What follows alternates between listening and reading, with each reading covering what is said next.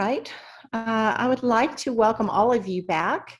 We will continue with our program. Our next presentation is going to be given by Dr. Lisa Chen from the Curry International TB Center at the University of California in San Francisco, as well as Drs. Lisa Armitige and Barbara Seaworth at the Heartland National TB Center in Tyler, Texas. And ladies, Connie, you just muted yourself. Oh, I'm glad to have you joining us. Would you like to share your screen? Thank you. All right. Thanks, folks. I know we've got about 30 some people back out of 100 and some, so we'll just take the start up a little bit slow to get more of our crowd back, but I'm going to share my screen. Terrific. I hope everyone can see. And we'll just get started. On this section now is going to be some cases to really highlight how we call our best friends the lab to help us with DST results. And so not to take up too much time here, I'm just going to hand it off to my good friend, Lisa Armitage. Take it away, Lisa. So I'm going to start off and just one thing, Barbara and I are in San Antonio, our mothership's in Tyler, but we're down a little bit further south in Texas.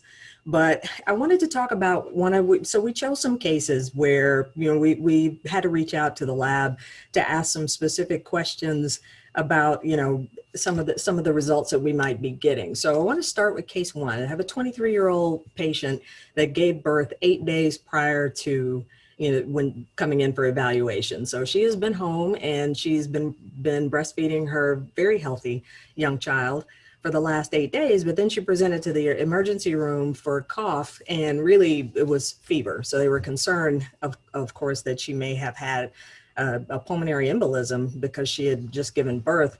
And the chest x-ray showed bilateral upper lobe cavities. Well, they collected sputum. The sputum is AFB smear positive, and the gene expert was positive for the presence of MTB and for rifabutin resistance. So in order an EMDDR, and we're preparing to evaluate the patient, but a big, huge concern was her newborn. So now I have a newborn that has been, with a mother that has smear positive sputum, has been breastfeeding him for 8 days. He was evaluated and ruled out for active disease, and then started on levofloxacin and high dose isoniazid. And, I can go later into why I picked those two, but I was trying to hedge bets that something was going to work in the event to protect this baby. So the MDDR returned with mutations in INHA and CATG, not FABBG1, and it did show mutations in RPOB. There were mutations in EMBB and PINK-A of unknown effect, but there were no mutations in GYRA or GYRB. So now, I have a very susceptible host, and I have, the results as listed. So the question is, of course, with that, what can I trust in that particular report? And that's, and how confident can I be that I'm giving some protection to the baby? And so we'll go to the next slide.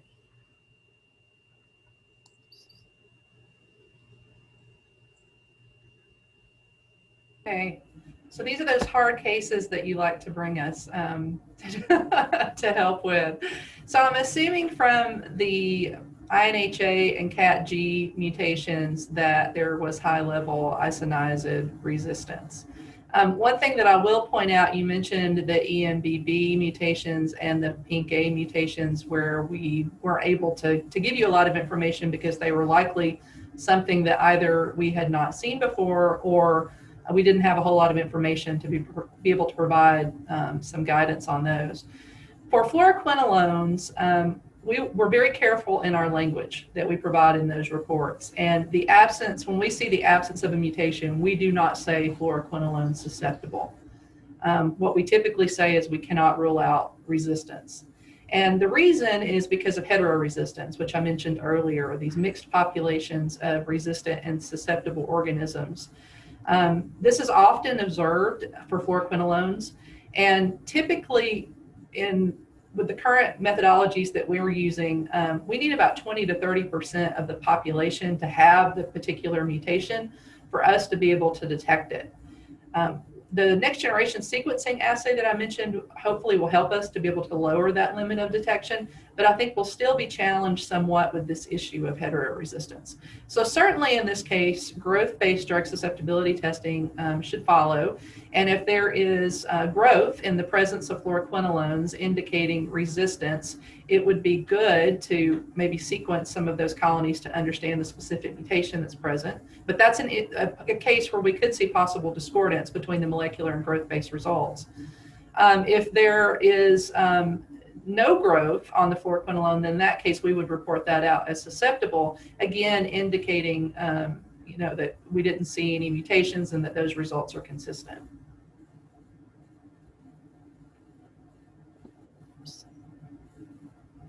And mute myself. So to follow up on that particular case, we did get high-level isoniazid resistance back when we got the growth-based susceptibilities, and it was fully susceptible to the fluoroquinolone.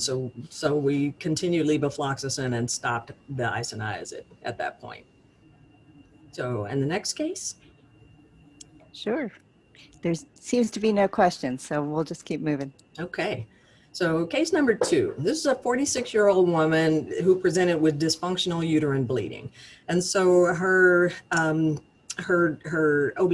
did an endometrial biopsy and the specimen showed granulomas. So they went in and got another specimen and sent cultures that eventually grew out MTB. The susceptibilities on this particular specimen returned with low-level isoniazid resistance and PZA resistance. And for me, that was a kind of a very odd combination of resistance. And so the first thought I had was there a problem with PZA resistance? And the reason that kind of nugget is in my head is because the state lab here in Texas told us that there was a change in how the PZA testing was being done. And they called it the Goldilocks effect, where your inoculum it couldn't be too light, but it also couldn't be too heavy.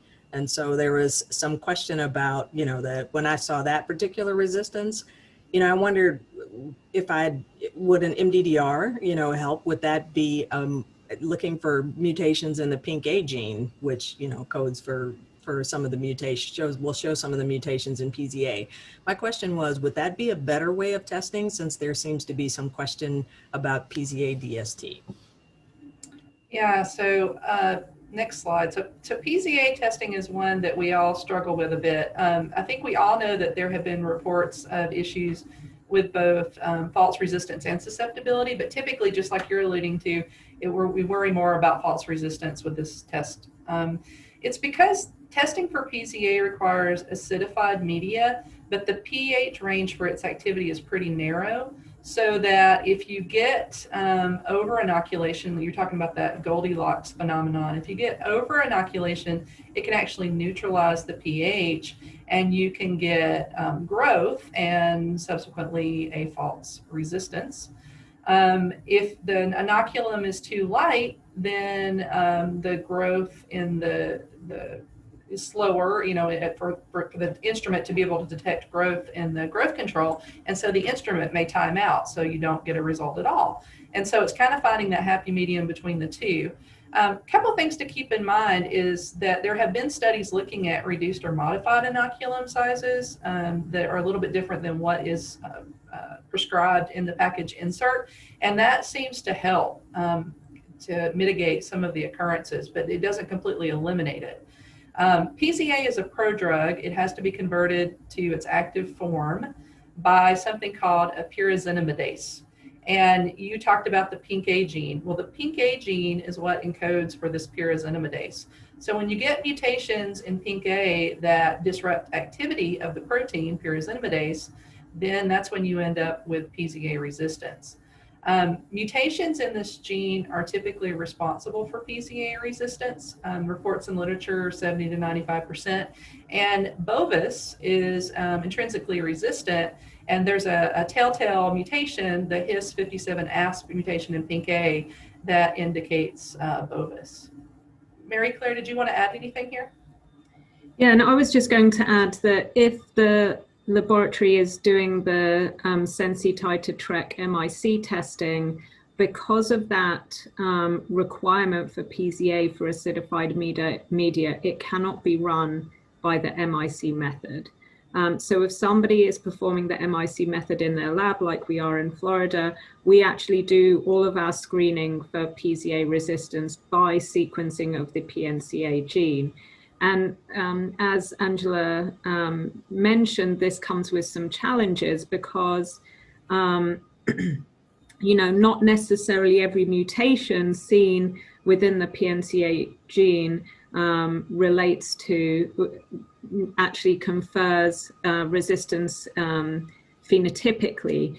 And so that's one of the challenges. But also another option is that there is resistance in PZA that is caused by mutations in perhaps other genes not related to PNCA. So it's definitely not a perfect test for the detection of PZA, but if you're doing MIC testing, it's the best we've got. So we actually, if we see a mutation that is not the His57 ASP, which is intrinsic in M. bovis, but if we do see another type of mutation, we actually refer that out to either CDC or National Jewish to do phenotypic susceptibility testing for us. So I think it's just important to know what your lab is doing and what those results mean. Next slide, Lisa. I think some of this is covered in that next slide. I think the only other thing I would point out here that I don't think, Marie-Claire, that you touched on was that I mentioned for rifampin, there's the rifampin resistance determining region in RPOB. So it's a relatively short segment of the genome that we can look at to get a lot of information about potential rifampin resistance. For PINK-A, we don't, as of yet, have a hotspot like that. So you sort of have to look throughout, I think, both the promoter region and the open reading frame for potential mutations that could be contributing to PZA resistance. So it's a little more difficult for that reason.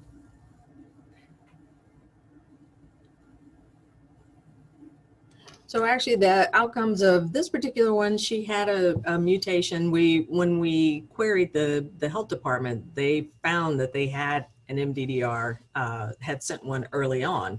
And she did have the mutation that was associated with M. bovis. So it looked like an M. bovis.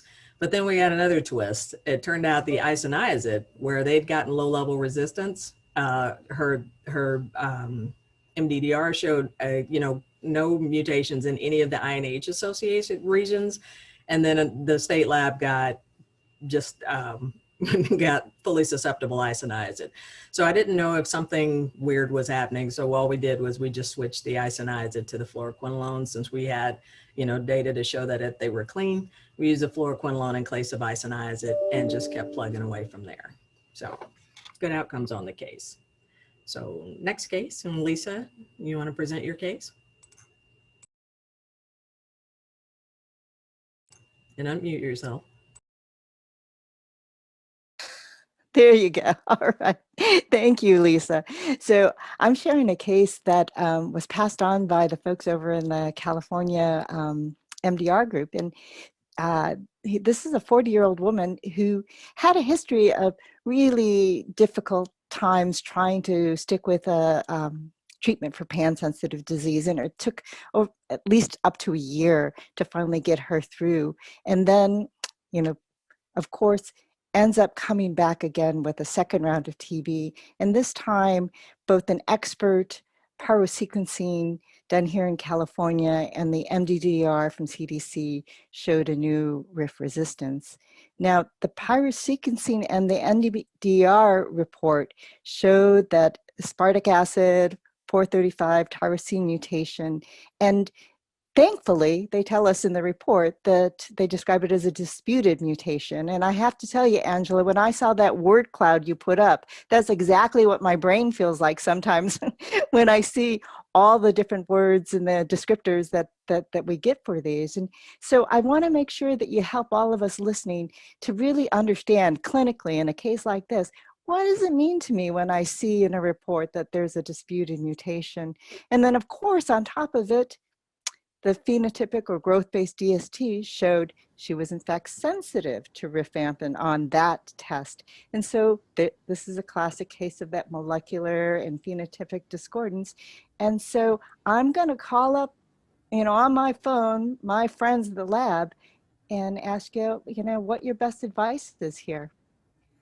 Yeah, so this is one of those low-level rifampin resistant mutations. It's also referred to as, in addition to disputed, discordant or borderline or low level.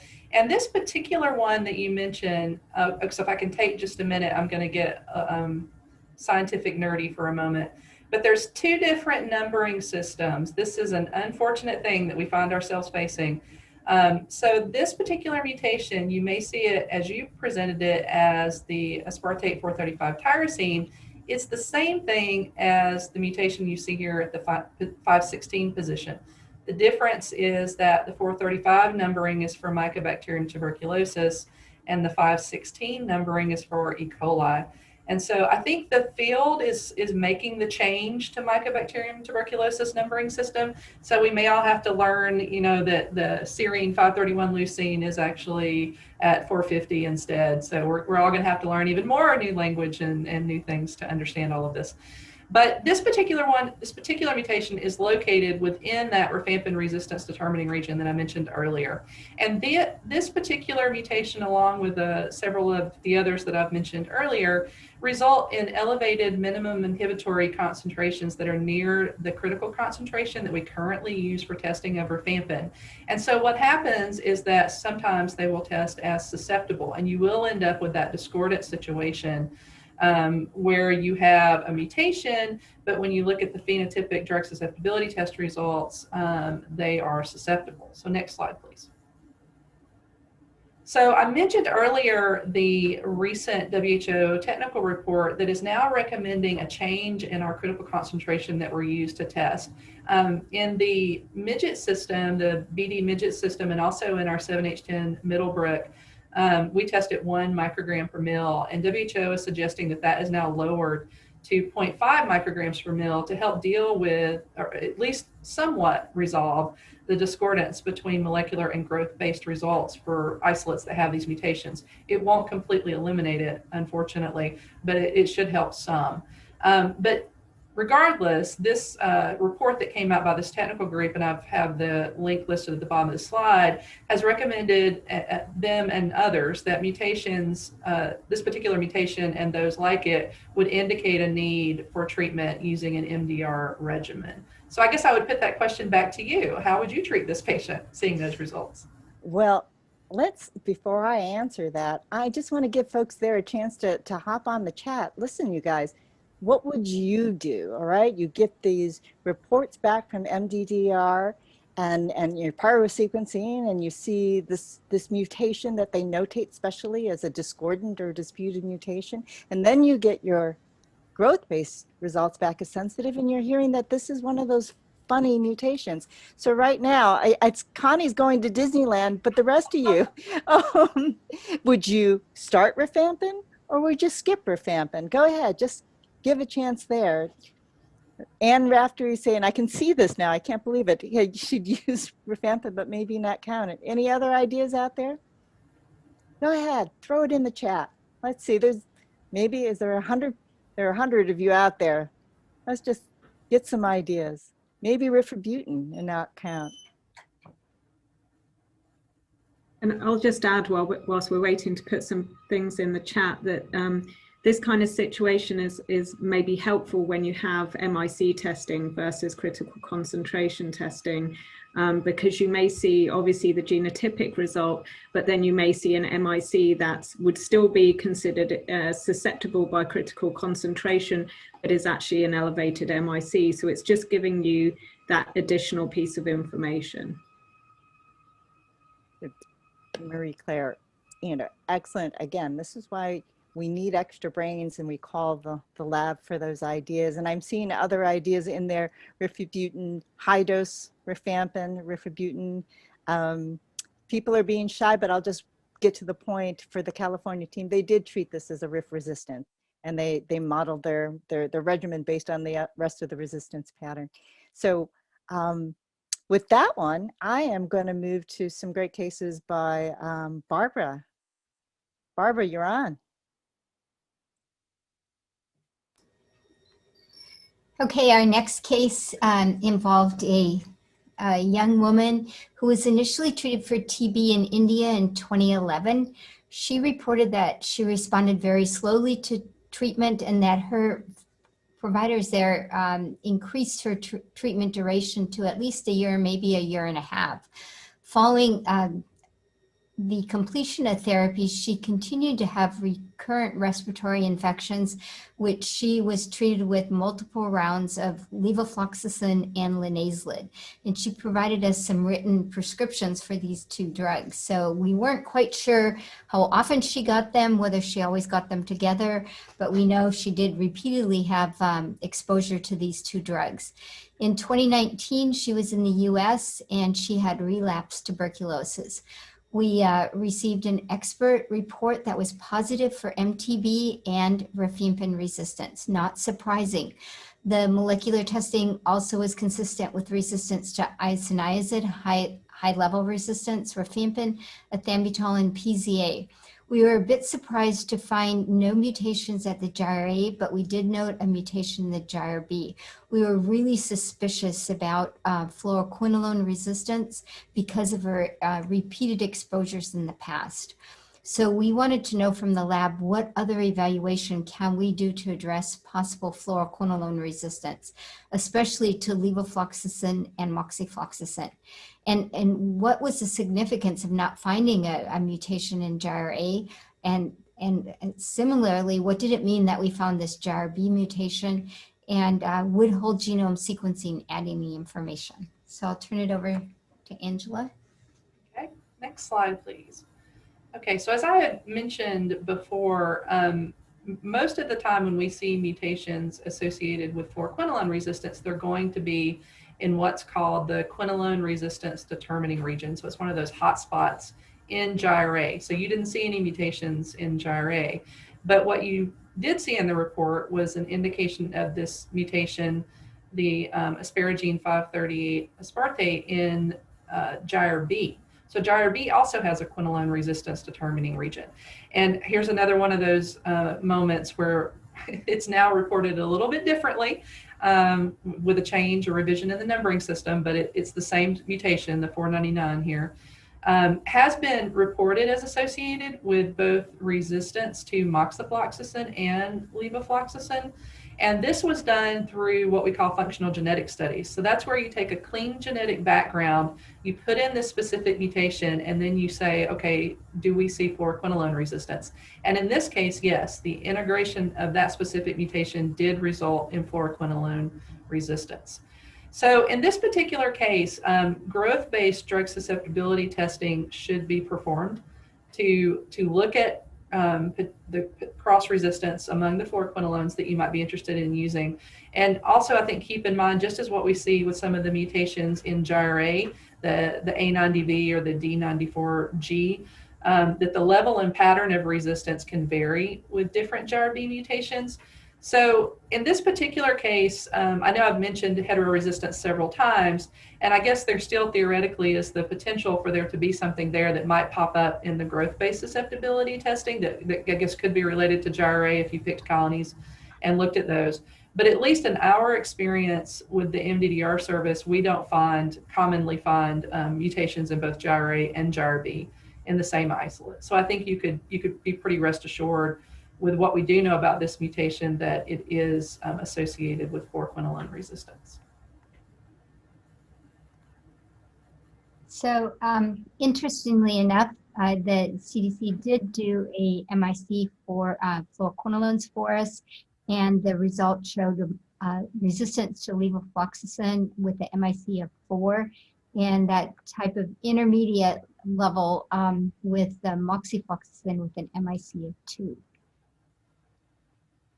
So this particular young woman was treated with high-dose moxifloxacin as part of her regimen. So you asked the question about whole genome sequencing. What would whole genome sequencing add here? I'll say a little bit about that, and Mary Claire, feel free to add your thoughts here. Whole genome sequencing, as I mentioned, is another tool. in terms of clinical reporting, we still have to know where we're looking and what we're looking at. So in this particular case, I'm not sure that it would have added too much value. Yeah, I agree. Even with next generation sequencing, we're still looking for what we call quote unquote high confidence mutations. So they're mutations that are sort of well characterized and understood, so that when we say that we see resistance, we think that there is phenotypic resistance or resistance in vivo.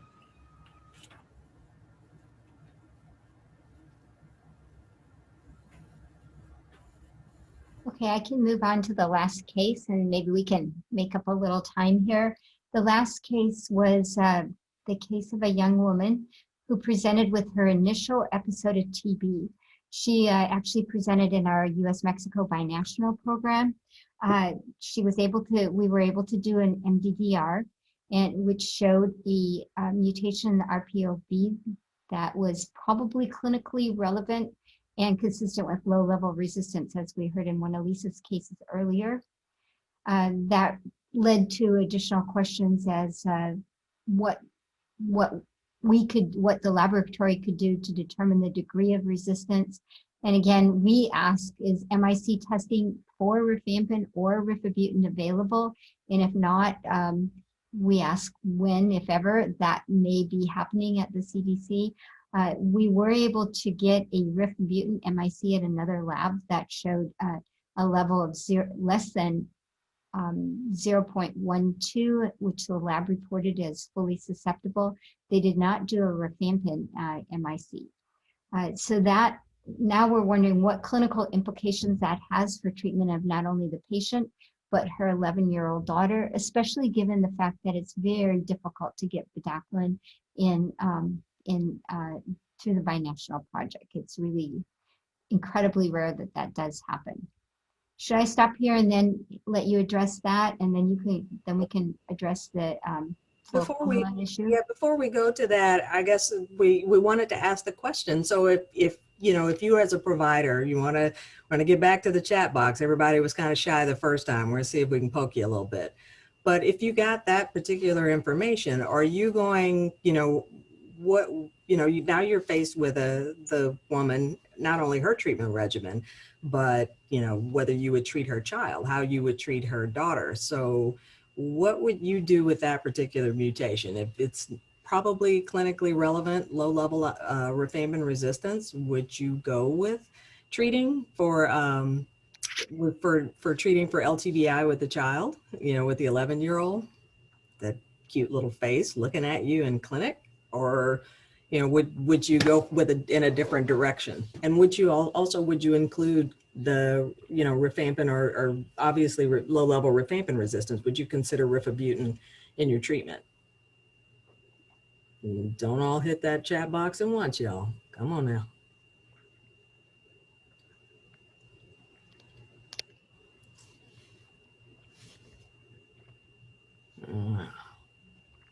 Not one brave soul. Come on. I know you guys are out there. John Jarrah, Brandel Reeves, put something down. What would you do here?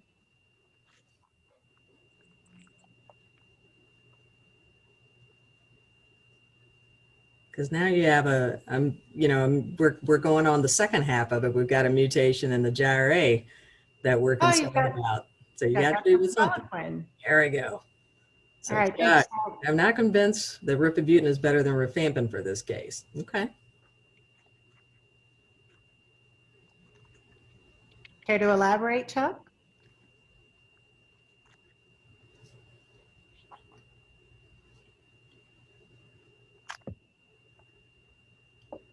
All right. Let's just roll forward with the experts.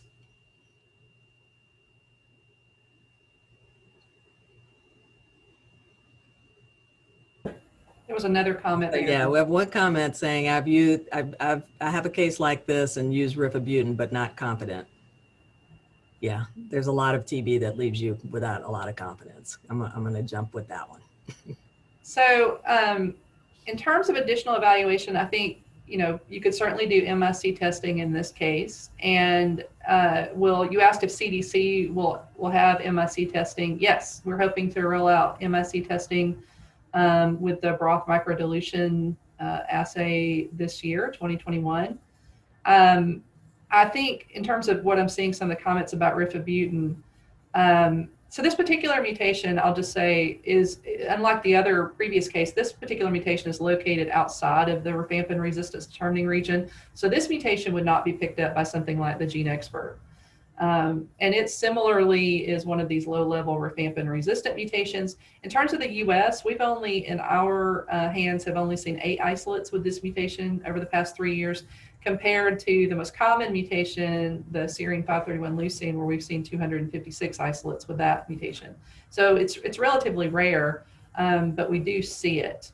And in terms of the Rifabutin question, I would say that based on what I have heard from my colleagues at WHO with the recent revision of the critical concentration for rifampin, there may be similar questions about how we do Rifabutin testing as well. So yeah, you may be right to maybe not completely trust it, that result. I think there's more to learn. Yeah, I'm going to go back, Barbara, so you can do No, the we have diarrhea. we have one more slide on the the low-level rifampin, Lisa. Okay. There we go. Oh, I think I just said it, so you can go back to the fluoroquinolones. Go ahead, Barbara.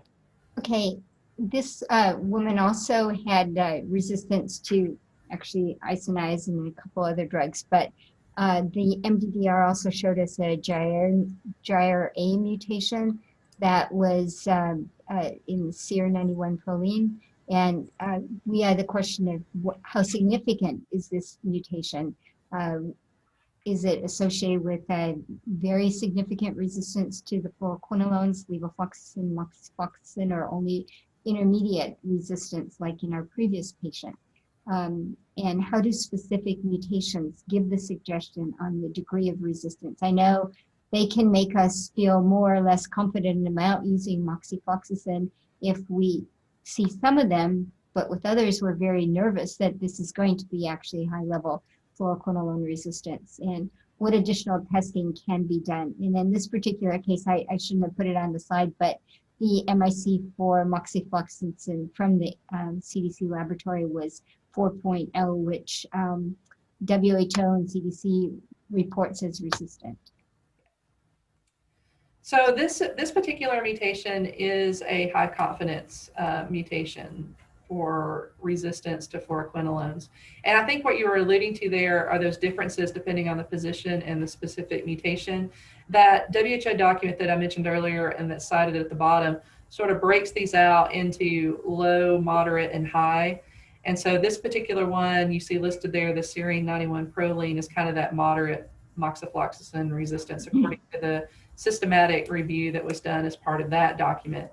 Again, I think having information on the specific mutation, having the growth-based drug susceptibility test results, and the MIC testing, all of those things collectively are very important. I think if I could point out anything from this is that it's not, sometimes we like to say that we're confirming the molecular results by the growth-based results or vice versa. I think it really is kind of a marriage of the two. You have to look at the results in totality, and certainly that's the case with fluoroquinolones. Okay, this, as I noted again, this was a young woman that we treated through the binational program, and so access to newer medicines is more challenging with that program, and we really did not want to give her an injectable.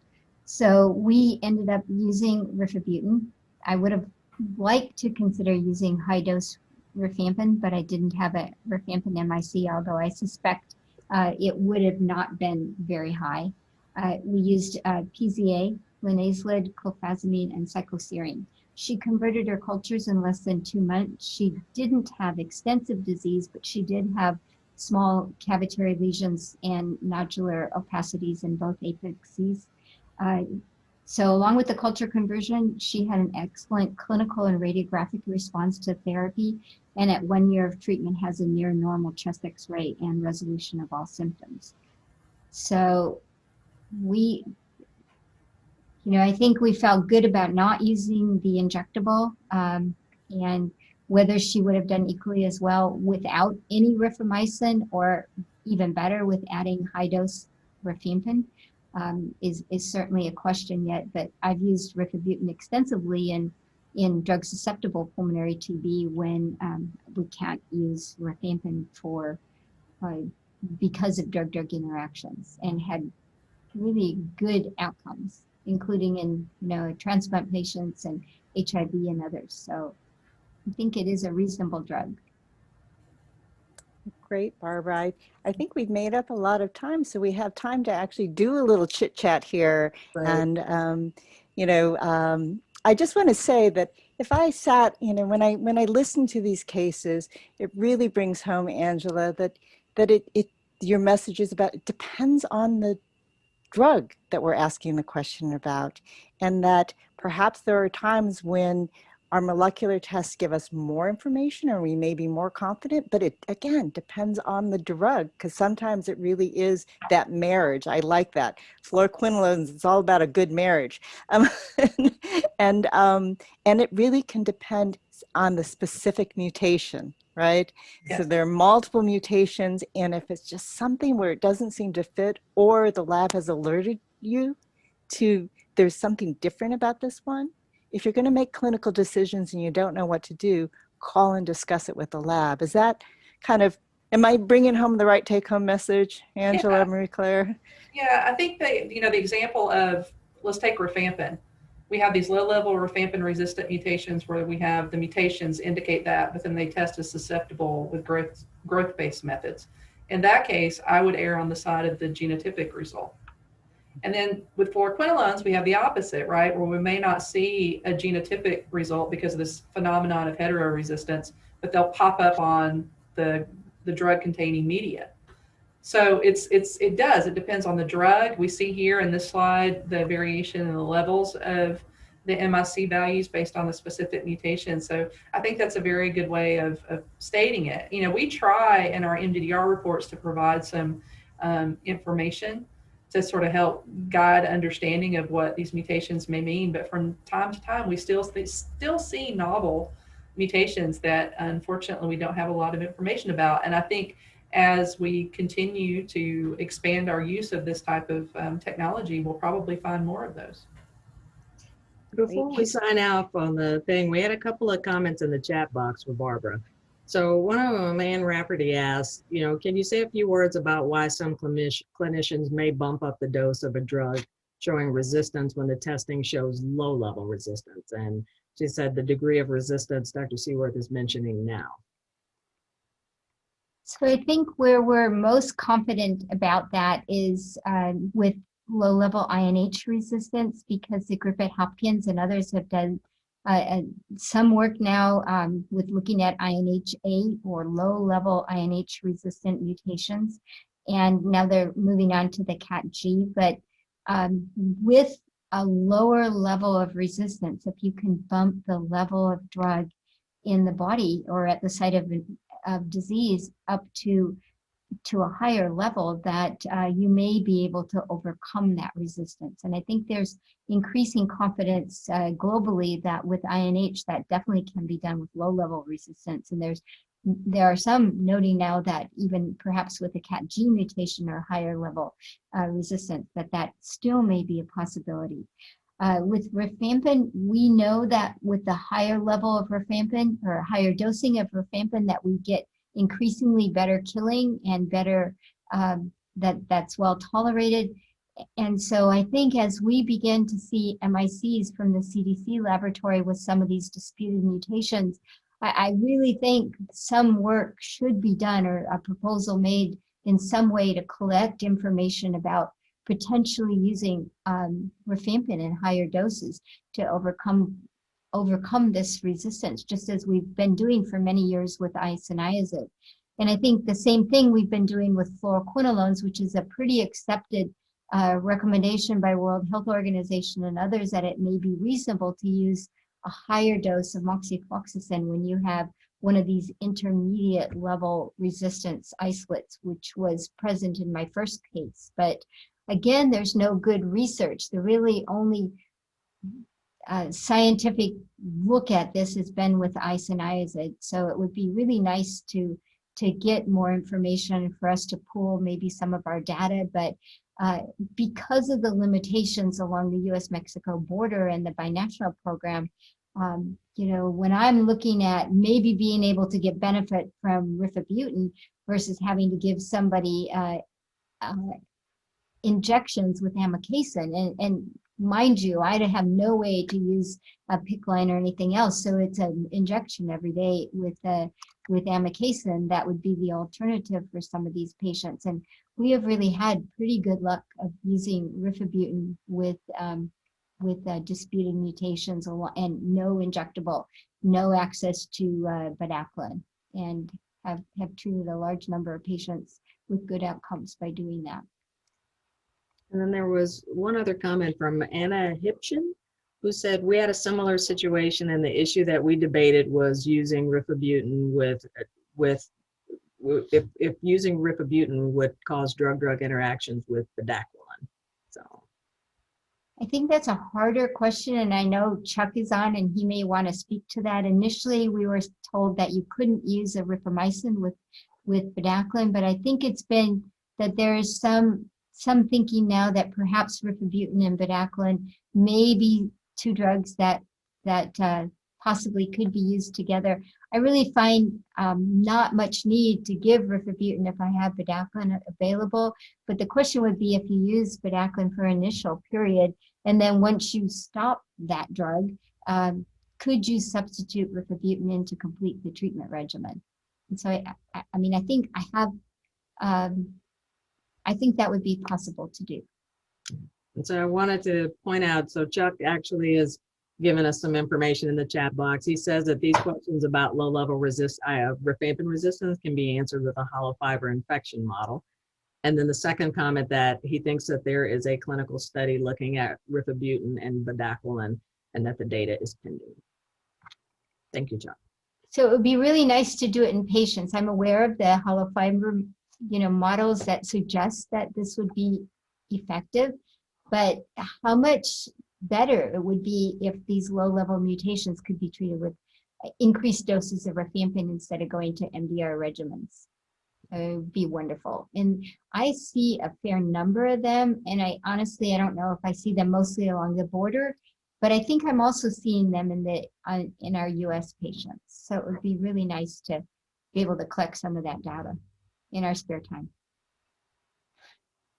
Lisa, I think there's also a good comment from Randall. I want to see what people think of this one. So when we're talking about these debates of Rifabutin, when these questionable low-level resistance, he's saying, I think we know more about linezolid, bedaquiline, and protomidate as being effective here. And so the question is, why debate it? Would you turn to these newer drugs? Why debate?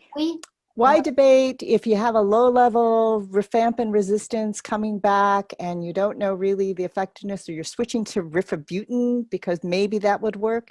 I think Randall's saying, why not reach for linezolid, bedaquiline, or protomidate? What do people think of that? My first thought is I'm less sure about the ability to shorten a course. So depending on what the mix of drugs are that I have available to me, if I knew I could shorten a course with a lot of better data behind it, I think I'd reach for the drug. But if I'm really questioning the effectiveness of any of those rifamycins and I'm not counting it, then you're right. Linezolid, bedaquiline, and when we start using protomidate on its own. But anyone else want to have some thoughts there?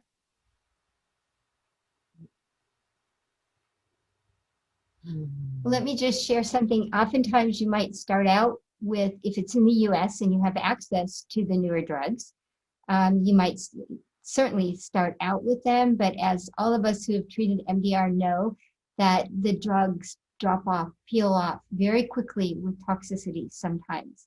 And then you're left with, what am I going to do now? Or the cost of treating someone with 18 months of bedaquiline containing regimen so that you have enough drugs in the regimen is certainly something to consider.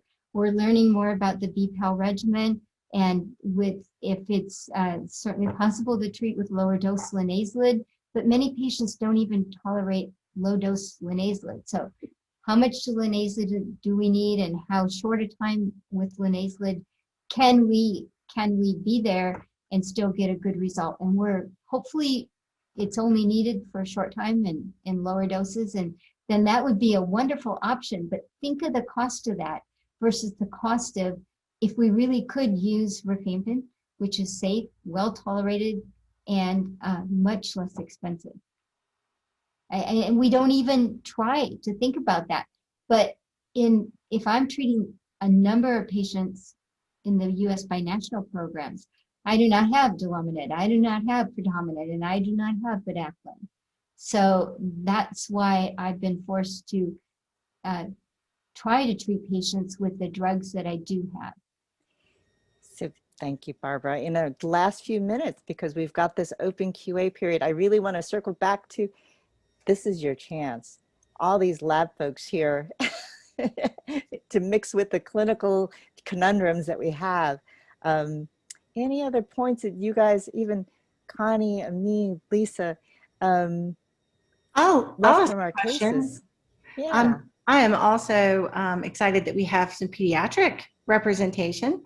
And I noticed in the first session, there was a question that was asking about pediatric aspirates and how you do molecular testing with that in children. But I also, just more generally, is if Lisa Armitage wouldn't mind answering, when I'm encouraging to really push for the diagnosis in adults, it's a lot easier for me to do that probably than it is for you with pediatrics. And I know historically we've really, really relied on the adult source case, but sometimes we don't have the adult source case. And, would you talk a little bit about like really kind of pushing for the diagnosis and maybe using these new molecular tests in children? Right. And Mary Claire can join in, maybe Angela as well. Yeah, I would, I'll defer to the lab perspective on it. There are more papers in the pediatric literature that show, some efficacy of using like GeneXpert or other molecular tools on gastric aspirate specimens. I will, as a pediatrician, I will interrogate every nook and cranny on an adult, with every means necessary, pointy and otherwise, to get to a specimen, because the yield in children is so small that I am going after literally a needle in a haystack. So I have an adult that has a whole lot more disease present. It's easier to get a chunk of tissue out of an adult than trying out of a child.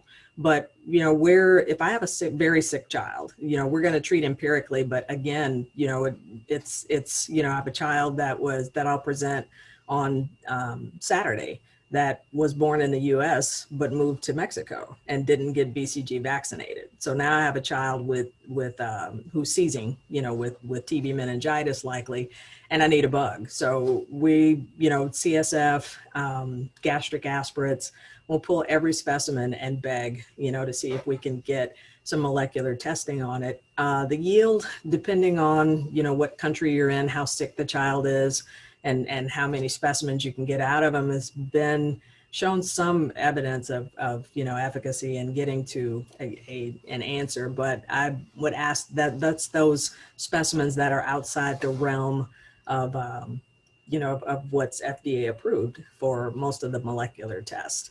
And I would, I'd ask the labs, when you have small, numbers, very, very small numbers of organisms, and also atypical specimens, do you have any thoughts or any recommendations when we're at places like this, like large volume taps, multiple gastrics? Is there anything that y'all found that seems to work?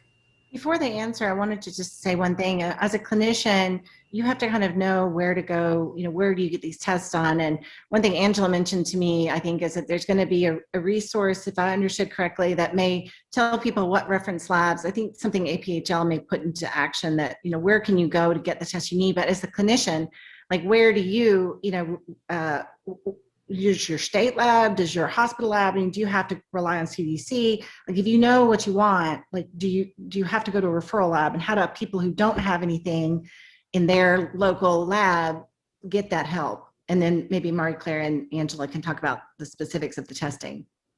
Yeah, I mean, I think APHL are working on that, but it is an educational piece that, you know, hopefully a lab that isn't able to do that testing does know where they can refer that sample to get that testing done.